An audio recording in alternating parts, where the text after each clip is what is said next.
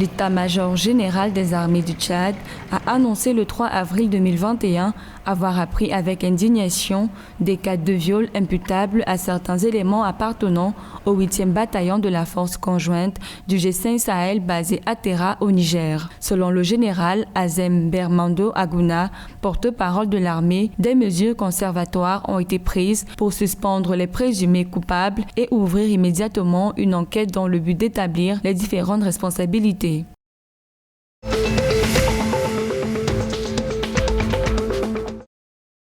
Dans son rapport semestriel Africa Spurs, publié le 31 mars 2021 et consacré à la conjoncture économique africaine, la Banque mondiale estime que le taux de croissance du produit intérieur brut devrait connaître une avancée de 0,1% cette année contre une chute de moins 7,9% en 2020. Selon ce rapport, la situation actuelle de l'économie congolaise est due à la contraction du secteur pétrolier qui a réduit la croissance du PIB de 3,8 points de pourcentage et à la baisse des activités du secteur non pétrolier de 8,3% en 2020.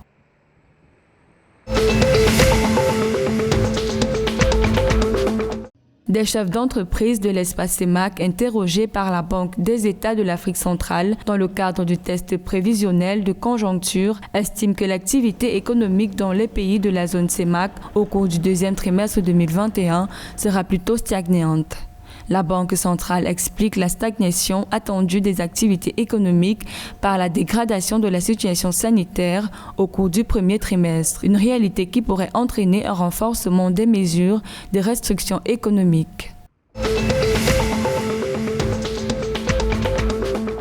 Le ministre gabonais des Eaux et Forêts, Lee White, a procédé à la fin du mois de mars au lancement de la phase de test pilote des premiers modules du système de traçabilité des produits forestiers. L'opération pilote menée par l'Agence d'exécution des activités de la filière forêt-bois vise à évaluer le degré d'applicabilité et la pertinence des fonctionnalités du système au niveau national. Ce système permettra à l'administration forestière, douanière et fiscale d'avoir une base de données fiables sur l'acheminement des produits bois en temps réel.